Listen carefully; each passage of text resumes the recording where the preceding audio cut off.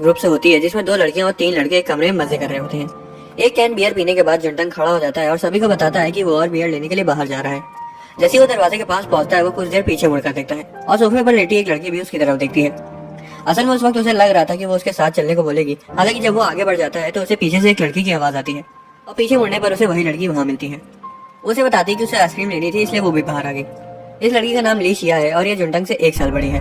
वो उससे एक बड़ा आइसक्रीम का डिब्बा लेने को बोलता है ताकि उसका वजन बढ़ जाए और लोग उसकी सुंदरता पर ध्यान देना बंद कर दे। वो हंसती है और उसे चिढ़ाते हुए बोलती है कि वो एक नॉटी बॉय है। जंटंग की मन की बात से हमें पता चलता है कि वो शिया को बहुत पसंद करता है, लेकिन उसने अभी तक उसे बताया नहीं है। वो दोनों एक दूसरे का हाथ थाम लेते हैं और दुकान से आगे बढ़ जाते हैं। शिया अचानक से उसे किनारे ले जाती है और दीवार की तरफ करते हुए उसे किस कर देती है। बाद में जंटंग को कहानी बताता है जब वो उसे पहली बार मिला था। जंटंग को बस में बैठे हुए दिखाया जाता है जो छुट्टियों के बाद स्कूल वापस जा रहा था। तभी उसे जू का मैसेज आता है जिसे वो हाई स्कूल में पसंद करता था। वो उसके साथ घूमना चाहती थी और जंटंग भी उसे तुरंत हाँ बोल देता है। वो फैसला करता है कि उसे जू से मिलने से पहले अपने कपड़े बदल लेने चाहिए, इसलिए वो बस स्टॉप पर उतर जाता है और घर चला जाता है। उसे दरवाजे के बाहर एक बहुत खूबसूरत लड़की मिलती है जो लाइटर को बार बार जला बुझा रही थी। उसे लगता है कि वो शायद किसी का इंतजार कर रही होगी या फिर दिमाग से पैदल होगी। कपड़े बदलकर बाहर आने के बाद उसे फिर वही लड़की दरवाजे पर खड़ी मिलती है। उसे उसका चेहरा थोड़ा पहचाना पहचाना सा लग रहा था, इसलिए वो उसे पूछता है कि क्या वो उसे पहले कभी मिला है, लेकिन वो उसे इग्नोर कर देती है।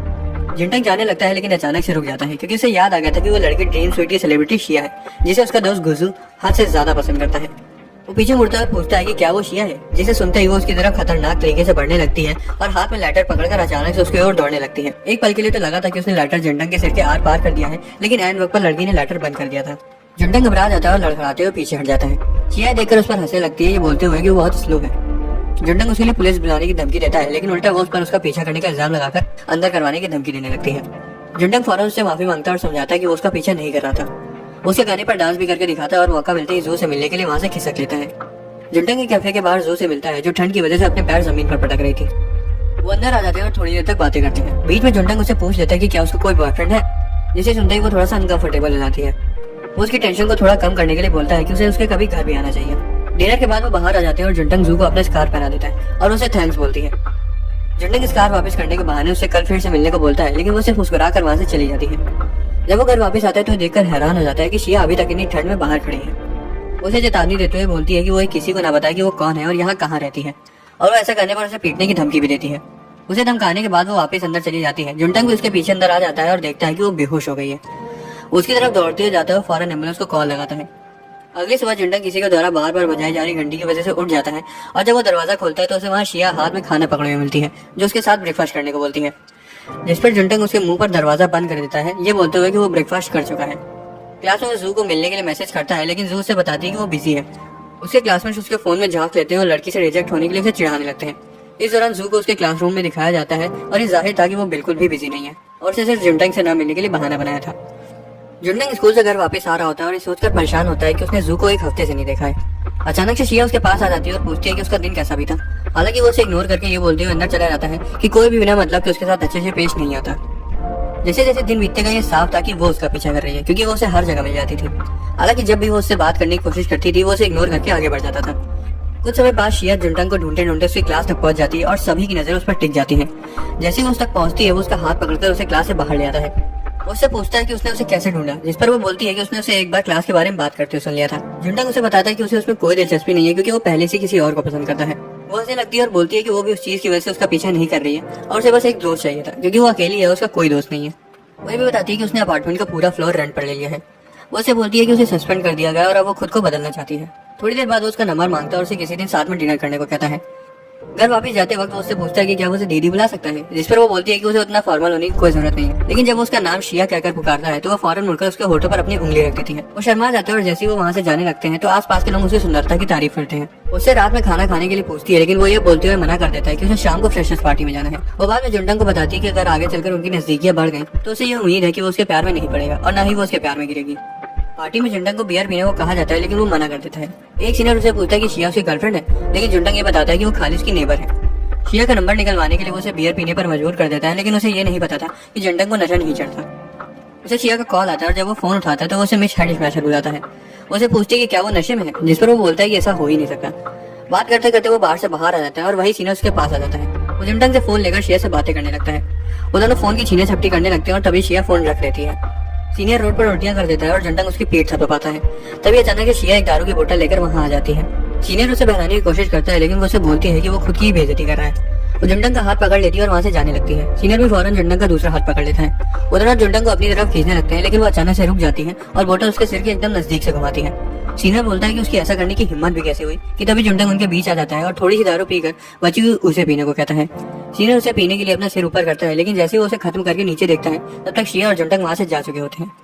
वो दोनों वहाँ से बहुत तेजी से कट लेते हैं और थोड़ी दूर आने के बाद रुक जाते हैं। जुंटंग शिया को इस तरह से किसी को मारने की कोशिश करने के लिए डांटने लगता है और वो अचानक से रोने लगती है। उसे बताती है कि वो चाहे जितनी भी कोशिश कर ले, वो खुद को ऐसी सिचुएशन में संभाल नहीं पाती। उसे समझ आता है कि उसे मारपीट की आदत लगी हुई है और वो इसके बारे में उसे पूछने की कोशिश करता है, लेकिन शिया उसे बताती है कि वो एक सीक्रेट है। जुंटंग उसे वादा करता है कि वो ऐसे मौकों पर उसके साथ ही रहेगा।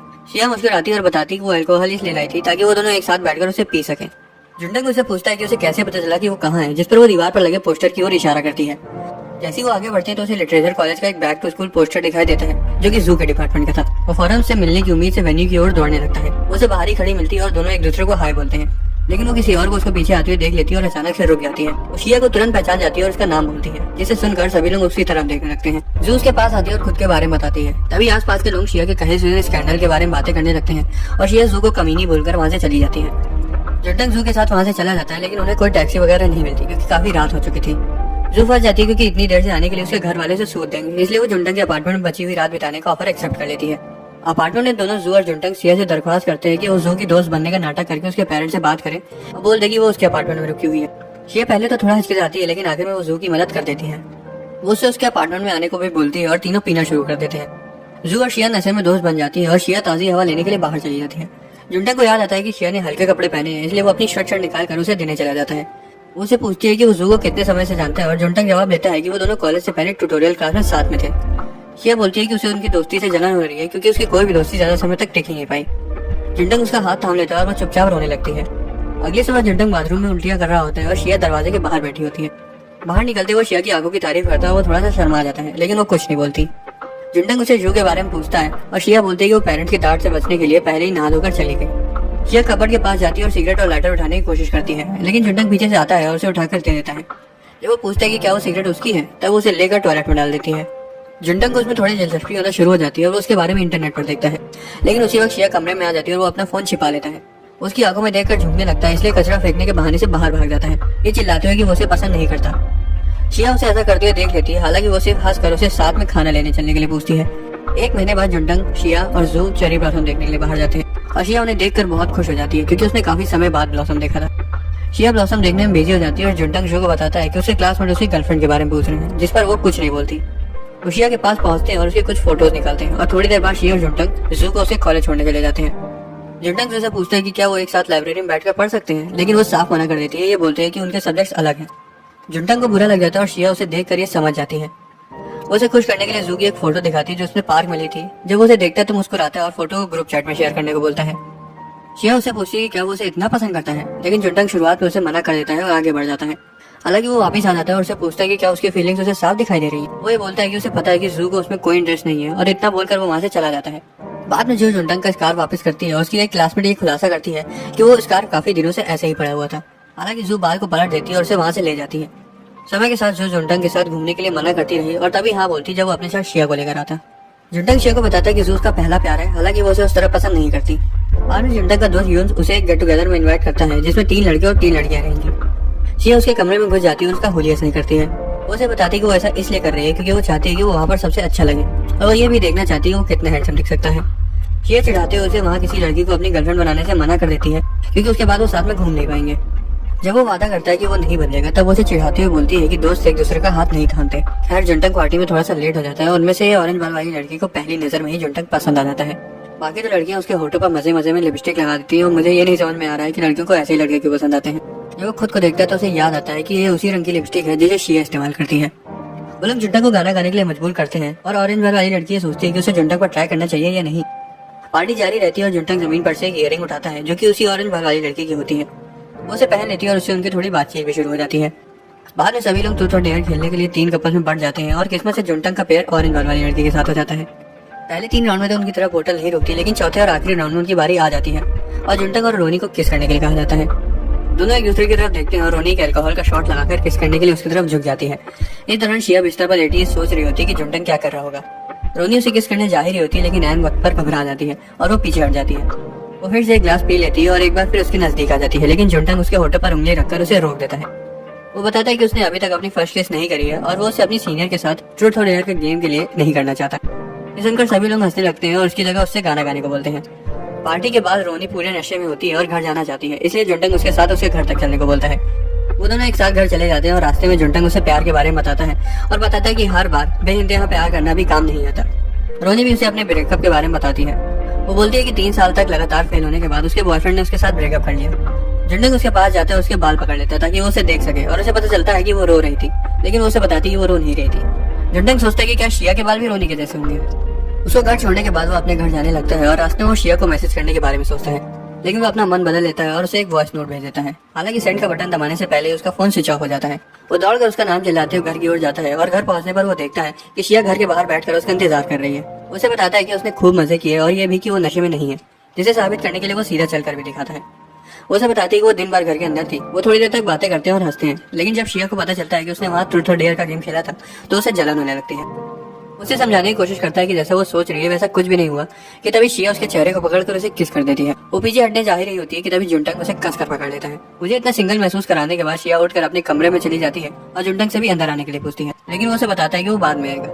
वो सुबह उठकर उसे यकीन नहीं हो पा रहा था कि उसने अपनी पहली केस शिया के साथ की है।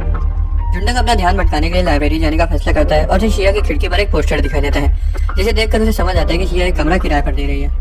स्कूल में भी उसका ध्यान पढ़ाई पर नहीं लग पा रहा था, क्योंकि बार बार उसका ध्यान पिछली रात शिया के साथ हुई उस किस पर चला जा रहा था। घर वापस आने के बाद वो शिया से उस पोस्टर के बारे में पूछता है और वो ये भी बोलता है कि उसे उस किस के बारे में बात करनी है, इसलिए शिया उसे अंदर आने देती है। शिया उस किस के बारे में सीधा मुंह बात करती है, जिसे सुनकर वो तुरंत शर्मा कर नीचे गिर जाता है और वो ये जानकर शौक हो जाती है कि वो जुंटन की पहली किस थी। वो बैठते हैं और शिया उसे बताती है कि वो एक कमरा किराए पर दे रही है ताकि उसे कोई साथ में रहने के लिए मिल जाए। उसे पूछता है कि क्या वो एग्जाम के बाद जू के साथ बाहर जा सकते हैं, जिस पर वो हाँ बोल देती है। वो उसे पूछती है कि क्या वो उसका हाथ पकड़ सकती है, जिस पर वो भी हाँ बोल देता है और उसका हाथ थामकर उसके कंधे पर अपना सिर रख लेती है। दिन बीतते गए और जब भी जुंटन शिया के साथ उस किस के बारे में सोचता तब वो लड़खड़ा जाता। वो स्कूल में जू से मिलता और वो आखिर में साथ घर जाते हैं। जुंटन उससे बोलता है कि उन्हें वीकेंड में कहीं जाना चाहिए और जू उसे उसके साथ लाइब्रेरी चलने को बोलती है। वो लाइब्रेरी चले तो जाते हैं, लेकिन उनकी सीटें एक दूसरे से काफी दूर होती है। जब वो लाइन में अपने नंबर आने का इंतजार कर रहे थे तभी जू का एक दोस्त वहाँ आ जाता है और वो थोड़ी देर तक उनसे बातें करता है। उसका दोस्त उससे पूछता है कि क्या जुंटन उसका बॉयफ्रेंड है, लेकिन जू साफ मना कर देती है। ये सुनकर जुंटन को बुरा लगता है, क्योंकि उसे समझ आ गया था कि जू जानबूझकर उसके साथ घूमने नहीं चाहती थी और वो इतनी समय से सिर्फ बहाने बना रही थी। इसलिए जुंटन वॉशरूम बोलकर वहाँ से चला जाता है। उसे काफी बुरा लगता है, लेकिन तभी उसे याद आता है कि वो भी उसके पीठ पीछे शिया के साथ इश्कबाजी कर रहा था। यहाँ तक कि उसने तो उसे किस भी कर रखी है। रोनी को एग्जाम की प्रिपरेशन करते हुए दिखाया जाता है, जो अपने ब्रेकअप से भरने के लिए थोड़ा सोशल होने का फैसला करती है और ये करने के लिए उसका पहला कदम कैंपस से बाहर एक अपार्टमेंट लेना होगा। हमें कुछ समय पहले का फ्लैशबैक दिखाया जाता है, जब जू और जुंटन हाई स्कूल में थे। वो जू के घर उसकी नोटबुक लेने जाते हैं और रास्ते में जू उसे बताती है कि उसे स्कूल से सस्पेंड कर दिया है, जिस वजह से वो क्लास नहीं कर रही थी। जब उसके घर पहुंचते तब बाहर खड़े जू के पापा एक लड़के के साथ घूमने और उसको घर लाने के लिए उसे काफी ज्यादा डांटते हैं। जू बहुत ज्यादा गुस्सा हो जाती है और उनसे बदतमीजी करके उन पर बैग फेंक देती है। वो तो ये तक बोल देती है कि उनके परिवार में जन्म लेने के लिए शर्मिंदगी महसूस होती है। जू जुंटन का हाथ पकड़कर वहाँ से भाग जाती है और जब वो रुकते हैं तो वो जुंटन से उस तमाशे के लिए माफी मांगती है और वो उसे वो सब भूल जाने के लिए बोलती है। हमें आगे के समय में वापस ले आया जाता है और जू को जुंटन लाइब्रेरी के बाहर वाले कैफे में बैठा मिलता है। जू उसका हाथ पकड़कर उसे अपने साथ छत पर ले जाती है और वो दोनों शहर की स्काईलाइन देखते हैं। जू से बताने की कोशिश करती है कि उसे छत पर क्यों लाई, लेकिन वो बीच में ही रुक जाती है और बोलती है कि उन्हें वापस लाइब्रेरी जाना चाहिए। उसे पीछे छोड़कर तेजी से लाइब्रेरी से बाहर निकल जाती है। जू ये खुलासा करती है कि वो भी जुंटन को बहुत ज्यादा पसंद करती है, लेकिन वो उसे अभी नहीं बता सकती, क्योंकि फिलहाल अपने हालातों की वजह से वो उसके साथ नहीं रह सकती। अगली सुबह जुंटन उठता है और शिया उसके पास ही बैठी होती है। उसे बेड से उतारने की कोशिश करती है, लेकिन वो 1 इंच नहीं हिलता और बोलता है कि उसे दूसरे दोस्त बना लेने चाहिए। शिया सुनकर गुस्सा हो जाती है और उसकी बेडशीट खींचकर उसे पलट देती है। जुंटन उसे शीट वापस ले लेता है और दोबारा से सो जाता है। शिया गुस्से में बाहर चली जाती है और जुंटन ये सोचता है कि जू पिछली रात उसे छत पर क्यों ले गई थी। रूनी वहाँ आती है और शिया सामान शिफ्ट करने में उसकी मदद के लिए जुंटन को बाहर बुलाती है। जुंटन बाहर आता है तो रूनी को नई हाउसमेट के तौर पर देखकर दंग रह जाता है। कुछ समय पहले लाइब्रेरी से बाहर निकलने के बाद रूनी को जुंटन और शिया के घर के बाहर रूम रेंट का पोस्टर लगा हुआ मिला था और डोरबेल बजाती है और शिया दरवाजा खोलती है, जिसकी सुंदरता को देखकर उसका मुंह खुला का खुला रह जाता है। शिया उसे घर घुमाती है और वो शर्त रखती है कि उसका एक नेबर जो ऊपर ही रहता है वो अक्सर वहाँ आएगा। रोनी बोलती है कि उसे कोई फर्क नहीं पड़ता, लेकिन जब वो शिया के क्लोजेट में घुसती है और उसके डिजाइनर बैग्स और ड्रेसेस को देखती है तो दंग रह जाती है। शिया उससे बोलती है कि वो चाहे तो उन्हें इस्तेमाल कर सकती है।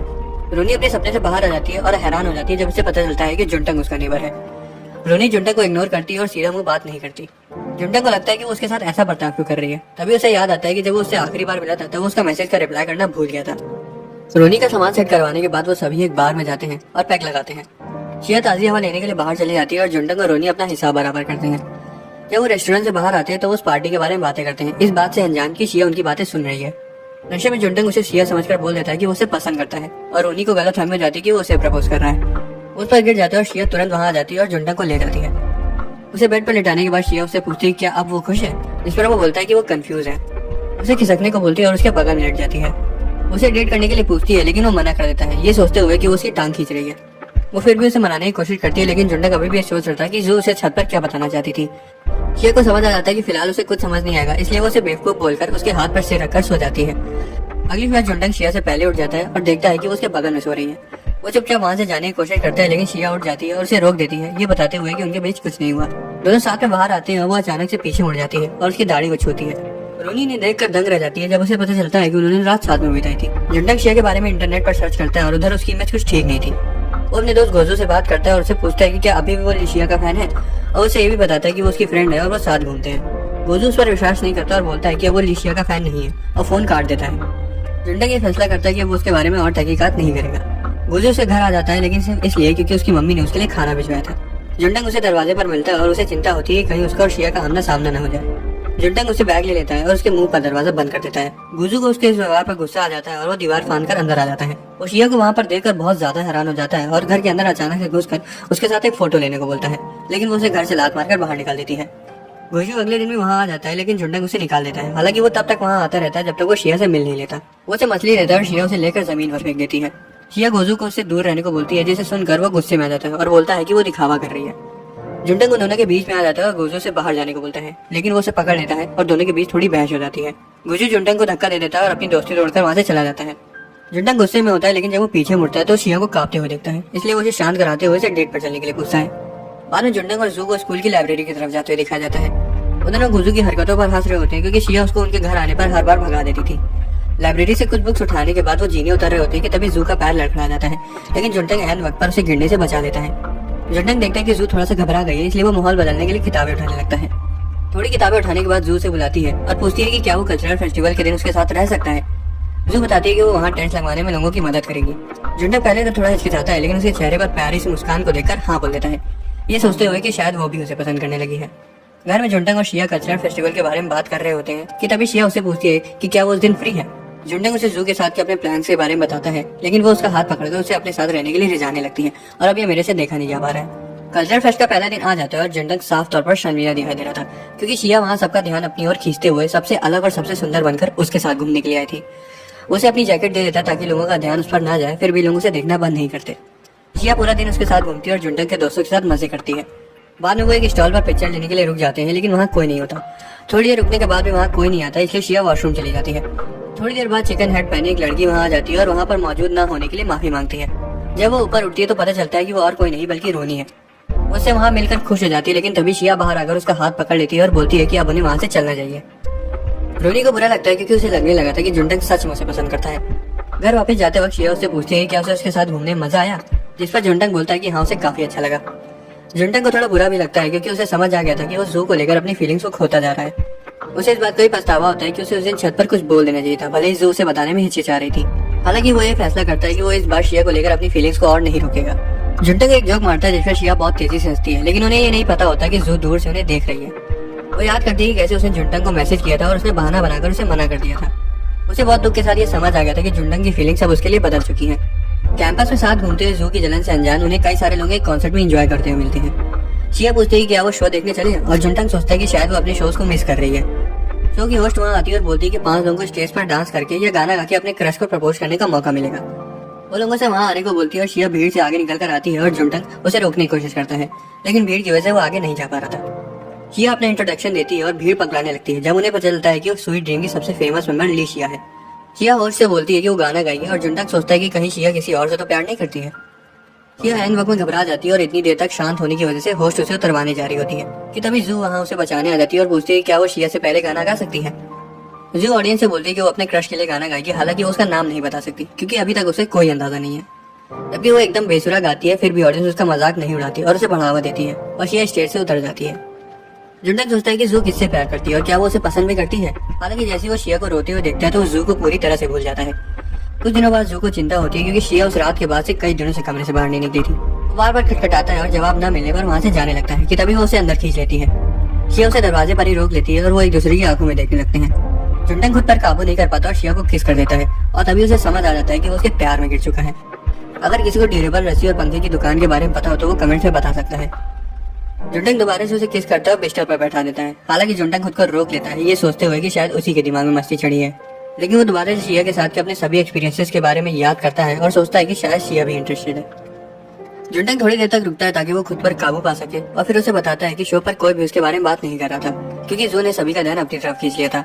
उसे ये भी बताता है कि जू की चर्चा पूरे स्कूल में है और उसे जू को थैंक्स बोलने के लिए उसे खाने पर बुलाना चाहिए। हालांकि जलन की वजह से वो बोलती है कि उसने जू की मदद नहीं मांगी थी और उसकी आवाज बिल्कुल बकवास थी। यही नहीं, वहाँ की सभी परफॉर्मेंस एकदम बेकार थी और वो उनसे ज्यादा अच्छा कर सकती थी। वो ये सब सुनकर गुस्से में वहाँ से चला जाता है। हालांकि जैसे ही वो रूम से बाहर आता है तो रोनी वहाँ खड़ी होती है। उससे बोलती है कि उसी की वजह से शिया इतने समय से कमरे से बाहर नहीं आ रही थी, लेकिन वो उसे इग्नोर करके आगे बढ़ जाता है। उस रात वो कल्चरल फेस्ट में अपना हाथ बटाने के लिए जू के साथ मिलकर काम करता है। उससे पूछने की कोशिश करता है कि वो गाना उसने किसके लिए गाया था कि तभी अचानक जू एक गाड़ी से लगभग टकराने वाली होती है, लेकिन जुंटंग एक बार फिर उसे बचा लेता है। जू ऐसा दिखाती है कि उसने उसकी बात सुनी ही नहीं और वो उसे बाय बोलकर वहाँ से चली जाती है। जुंटंग देर में घर आता है और शिया उससे सुबह के लिए माफी मांगती है। उससे पूछती है कि वो उस पर ध्यान क्यों नहीं दे रहा था, जिसका जवाब देते हुए वो उसे याद दिलाता है कि उसने ही बोला था कि वो सिर्फ दोस्त है और दोस्त एक दूसरे का हाथ नहीं पकड़ते। जुंटंग होमवर्क करने के बहाने से अंदर जाने लगता है, लेकिन शिया उससे पूछती है कि क्या उसका होमवर्क उससे ज्यादा जरूरी है और जुंटंग बोलता है कि हाँ वो ज्यादा जरूरी है। ये सुनकर उसे दुख होता है और वो उसे पीछे से हक कर लेती है और बोलती है कि वो भी देखेगी कि जुंटंग कब तक उसे नाराज रहता है। जुंटंग उससे पूछता है कि जितना भी समय उन्होंने साथ बिताया क्या उसका कुछ भी मतलब है या वो उसके साथ खेल रही थी। उसे झूठी उम्मीद देना बंद करने को बोलता है और बताता है कि वो इन सबसे तंग आ चुका है क्योंकि उस रात जू ने भी उसके साथ ऐसा ही किया था। शिया उसे छोड़ देती है और जुंटंग अंदर चला जाता है। हालांकि जैसे ही वो अंदर जाता है तो जू को वहाँ देखकर दंग रह जाता है। वो बताती है कि शिया ने उसे खाने पर बुलाया था। जुंटंग शिया से पूछता है कि उसने जू को वहाँ क्यों बुलाया, जिस पर वो बोलती है कि उसे जू से पूछना था कि जो लड़का उसे पहले पसंद करता था अब ऐसा क्यों है कि वो उसमें कोई दिलचस्पी नहीं दिखा रहा है। जुंटंग डर जाता है क्योंकि इस वजह से शायद जू के साथ उसका रिश्ता खराब हो जाएगा और शिया इस मौके का फायदा उठाने की कोशिश करते हुए जुंटंग का हाथ पकड़ लेती है, लेकिन वो तुरंत अपना हाथ छुटा लेता है। अगले दिन जुंटंग ये खबर सुनकर हैरान हो जाता है कि स्वीट ड्रीम की फॉर्मर मेंबर शिया उनके कॉलेज में है। जुंटंग गोजू को उससे मिलने के लिए बेताब होता हुआ देखता है और फौरन शिया का हाथ पकड़कर उसे वहाँ से बाहर ले जाता है। वो थोड़ी दूर जाकर रुकते हैं और जुंटंग शिया से पूछता है कि वो उसके कॉलेज में क्या कर रही है। शिया बताती है कि उसने उसके साथ घूमने के लिए मना कर दिया था क्योंकि वो कॉलेज के कामों में बिजी था, इसलिए वो उससे मिलने के लिए उसके कॉलेज ही आ गई। शिया उसे साथ में ड्रिंक्स पीने के लिए बोलती है और वो उसे घर में मिलने के लिए बोलकर स्टोर में ड्रिंक लेने चला जाता है। वहाँ उसे रोनी मिलती है जो इस बात को लेकर नाराज होती है कि जुंटंग ने उसे प्रपोज किया था लेकिन इस बात से शिया के साथ कर रहा है।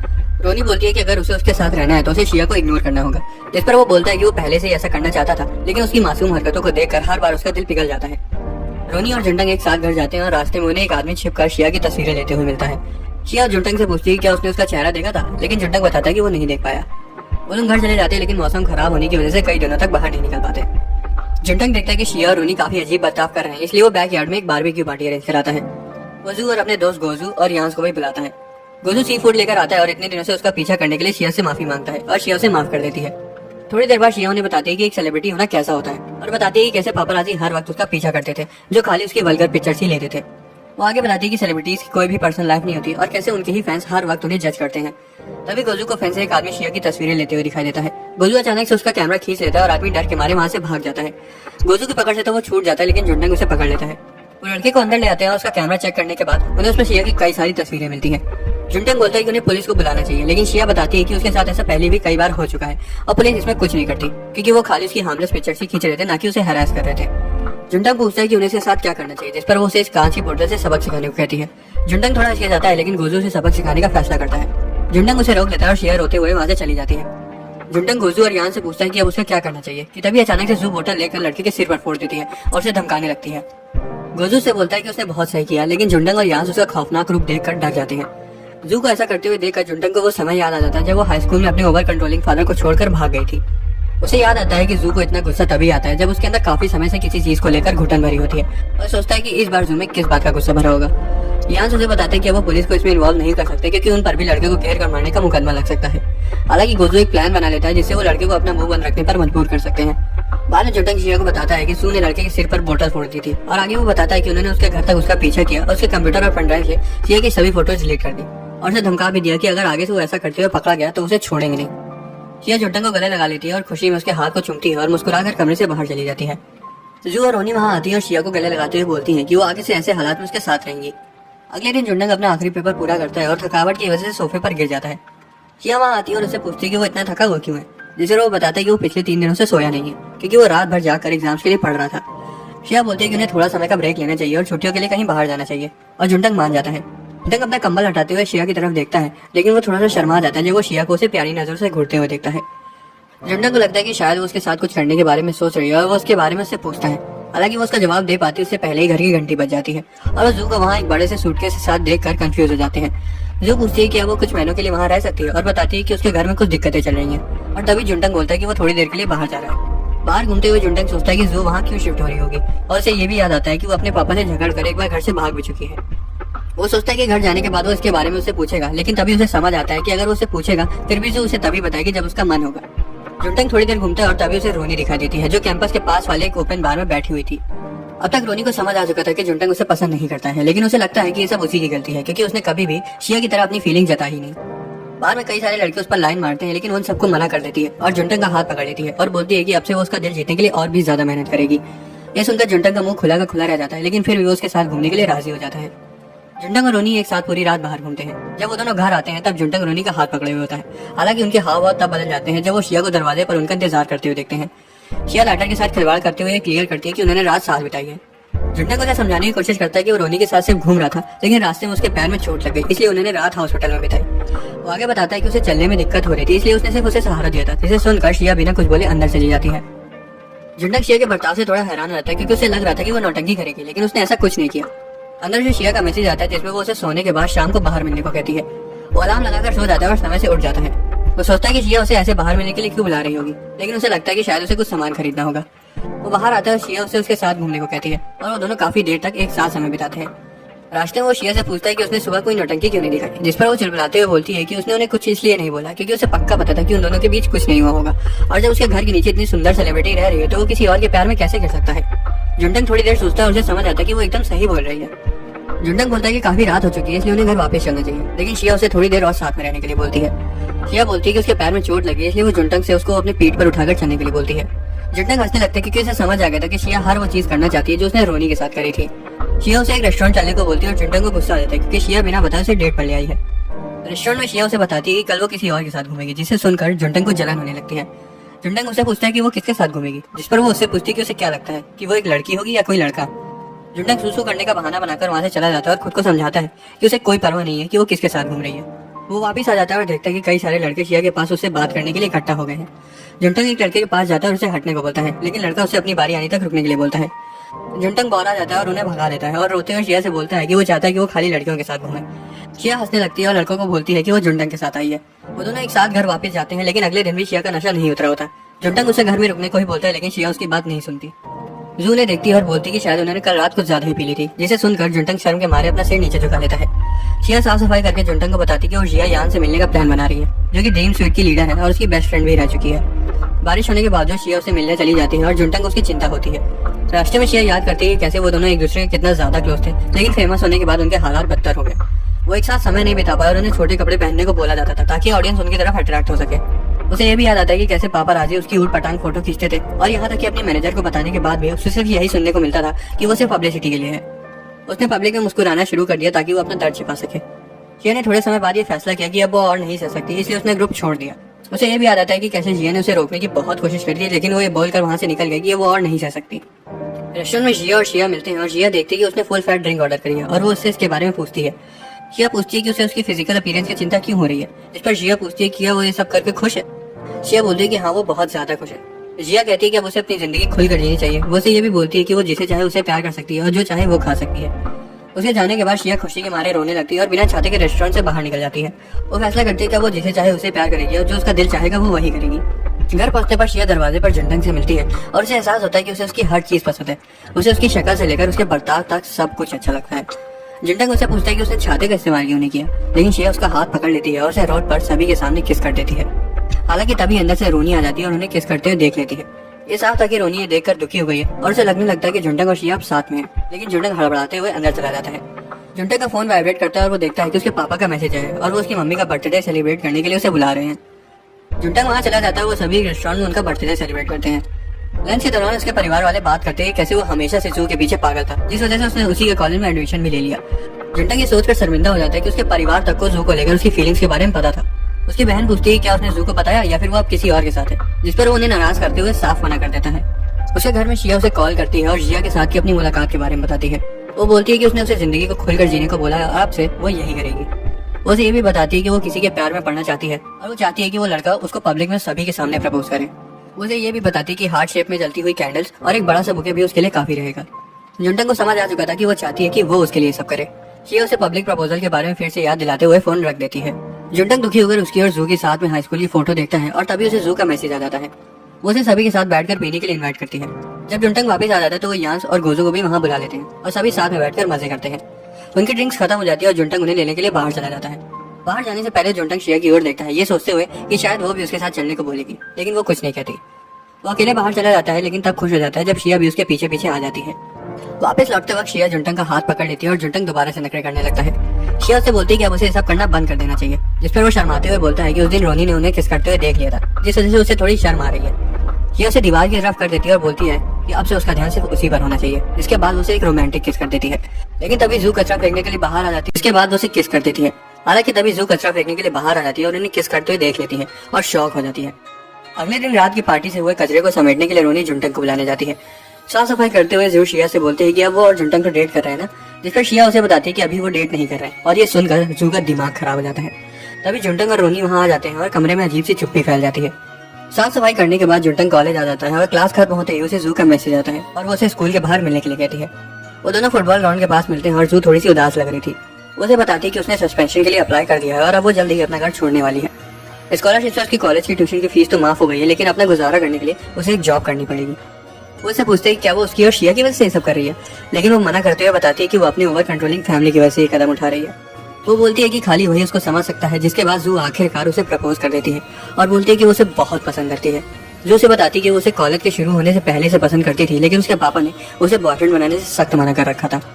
वो बस खुले मिजाज के होने का ढोंग करते थे, क्योंकि जब भी वो किसी के घर रुकती थी तो वो हमेशा फोन करके चेक करते थे कि वो किसी लड़के के साथ तो नहीं रुकी है। वो बताती है कि एक बार उसके पापा ने उसकी बहन को अपने बॉयफ्रेंड का हाथ पकड़े हुए देख लिया था, जिसके बाद उन्होंने सभी के सामने उसे पार्किंग लॉट में तमाचा चढ़ दिया। वो जुंटन से बोलती है कि उसे ऐसे कंट्रोलिंग एनवायरनमेंट में रहने की आदत सी लग चुकी थी, लेकिन फिर भी वो खुद को उसे पसंद करने से रोक नहीं पाई। वो बोलती है कि जब वो खुद के दम पर कमाना शुरू कर दे तब वो उसके साथ रहना चाहती है। जिसके बाद उसे कल सिनेमा चलने के लिए पूछती है और उसका प्यारा सा चेहरा देखकर जुंटन उसे मना नहीं कर पाता। अगले दिन जब वो मूवी देखने जाते हैं तो जू उसके करीब आने के लिए अपना हाथ हैंड रेस्ट पर रख देती है ताकि जुंटन उसे थाम ले, लेकिन जुंटन खुद को ऐसा करने से रोक लेता है और चीजों को पूरी तरह से क्लियर करने के बारे में सोचने लगता है। जू समझ जाती है और अपना हाथ हटा लेती है। मूवी खत्म होने के बाद दोनों मार्केट में थोड़ी देर गेम्स खेलते हैं। जुंटन के सारे कॉइंस खत्म हो जाते हैं, इसलिए वो जू से कुछ कॉइंस मांगता है, लेकिन जू साफ मना कर देती है। उसके बाद वो लोग कैरोके में थोड़ी देर गाना गाते हैं और बाद में एक रेस्टोरेंट में खाना खाने जाते हैं, जहाँ जू एक कपल डिश ऑर्डर कर देती है, जिस वजह से जुंटन थोड़ा शर्मा जाता है।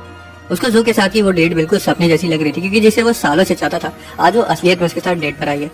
लौटते वक्त रास्ते में जू रुक जाती है और जुंटन को बताती है कि वो कुछ दिनों के लिए अपने दोस्त के घर रुकेगी। वो उसे अगले हफ्ते फ्राइडे को आतिशबाजी देखने चलने के लिए भी पूछती है।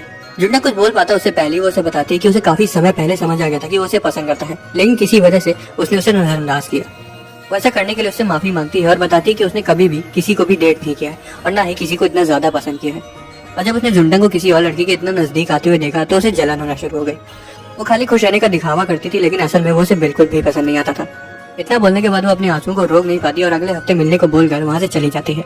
उसके जाने के बाद जुंटन सोचता है कि वो तो शुरुआत से यही सब सुनना चाहता था, लेकिन अब ये शब्द उसके दिल में कांटे की तरह क्यों चुभ रहे हैं। वो घर वापस आ जाता है और बाहर शिया को रोते हुए देखता है और सोचता है कि अब ये क्यों रो रही है। हालांकि वो उसे बताती है कि उसने कुछ कड़वे नूडल्स खा लिए थे, इसलिए उसकी आंखों में आंसू आ गए। शिया बोलती है कि उसे पता चला है कि जू अपनी दोस्त के साथ रहने वाली है और पूछती है कि क्या जू ने आज उसे प्रपोज किया है। जुंटन हड़बड़ा जाता है और पूछता है कि उसे उसके बारे में सब कुछ कैसे पता चल जाता है, जिस पर वो बोलती है कि उसने तो सिर्फ अंदाजा लगाया था। जुंटन को लगता है कि शिया को उसके प्रपोजल से कोई फर्क नहीं पड़ा है, लेकिन तभी शिया उसे किस करने के लिए आगे झुकती है, लेकिन ऐन वक्त पर रुक जाती है और हंसते हुए बोलती है कि इसका मतलब उसके पास अभी भी जुंटन को पाने का मौका है। वो उसे अपना फैसला खुले दिमाग से लेने को कहती है और फिर भी उसे किस करके वहाँ से चली जाती है। अगले फ्राइडे को जू रॉन्डेवू पॉइंट पर जुंटन का इंतजार करती है। उसे लगने लगा था कि शायद वो नहीं आएगा, लेकिन तभी जुंटन दौड़ते हुए वहाँ आ जाता है। उसे देखकर जू बहुत ज्यादा खुश हो जाती है, लेकिन उसकी खुशी ज्यादा देर तक नहीं टिकती, क्योंकि जुंटन वहाँ अकेले नहीं आया होता बल्कि किसी और को अपने साथ लाया होता है। जू उस पर चिल्लाने लगती है और बोलती है कि उसे ये नहीं पता था कि वो उनकी अकेले की डेट थी, और वो अगर किसी और को लाया होता तो शायद वो उतना गुस्सा ना होती, लेकिन वो उसकी मम्मी को ले आया। जुंटन उसे बताते कि उन्हें अपनी मर्जी से वहाँ नहीं लाया, बल्कि शिया ने उसे ऐसा करने को कहा था। असल में पिछली रात शिया ने जुंटन को बताया था कि जब जू सामान पैक कर रही थी तब उसके पास जू की बहन का कॉल आया था। उन्होंने उसे बताया कि उसकी मम्मी हॉस्पिटल में है और उनकी हालत बहुत क्रिटिकल है, इसलिए वो चाहती है कि जू एक बार आकर उनसे मिल ले। ये सुनकर शिया समझ नहीं पाई कि उसकी बहन जू के बारे में पता करने के लिए झूठ बोल रही थी और उसने जू के बारे में उन्हें सब कुछ बता दिया। यही वजह है कि जू का परिवार उसे ढूंढे उससे पहले ही जुंटंग ने जू को उसकी मम्मी से मिलवाने का फैसला किया। जू जुंटंग को घूरते हुए कैफे के अंदर अपनी मम्मी से मिलने जाती है और जू के चेहरे को देखकर जुंटंग को समझ आ जाता है कि उसने सही काम किया है।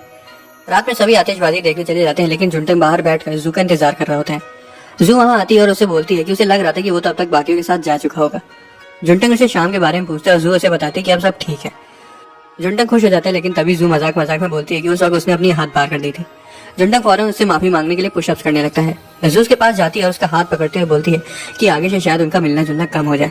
जुंटंग अपने पहले प्यार को अलविदा बोलने का फैसला करता है और अपने हाथ हटाने के बाद जू को आखिरकार बता देता है कि वो अब किसी और को पसंद करने लगा है और जू से माफी मांगता है और तभी उसकी आंखों से अपने आप आंसू गिरने लगते हैं। उसको इस हालत में देखकर जू भी दुखी हो जाती है, इसलिए वो उसे अपने साथ आतिशबाजी देखने चलने को बोलती है। रास्ते में जुंटंग उन सभी पलों के बारे में सोचता है जो स्कूल में उन्होंने साथ बिताए थे, जब हर कोई उन्हें कपल की तरह देखता था। वो उन सभी यादों के बारे में सोचकर रोने लगता है जिन्हें मिटाकर अब वो सब कुछ खत्म करने वाला है। वो वहाँ पहुंच जाते हैं और उसी वक्त आतिशबाजी शुरू हो जाती है। वो दोनों रेलिंग के पास खड़े हो जाते हैं और जू जुंटंग से बोलती है कि उसने उसे बहुत ज्यादा परेशान किया है और अब वो बदला लेने के लिए उसे नीचे फेंकने वाली है। जुंटंग हंसने लगता है और बोलता है कि वो बहुत कमजोर है और वो तो उसे उठा तक नहीं पाएगी। जू उसे उठाने की कोशिश करती है और तभी वो रोने लगती है। वो उसे रोते हुए बोलती है कि उसे क्या हो गया है, पहले तो वो उसे पसंद करता था लेकिन अब वो किसी और को कैसे पसंद कर सकता है। जुंटंग भी रोने लगता है और जियाई को सॉरी बोलता है। जू पूछती है कि वो कौन है, जिस पर वो बताता है कि वो उनकी बड़ी बेटी का नाम होने वाला था। जू हंसने लगती है, जिसके बाद जुंटंग फिर से रोते हुए जंशी से माफी मांगता है और बोलता है कि वो उनका दूसरा बेटा होने वाला था।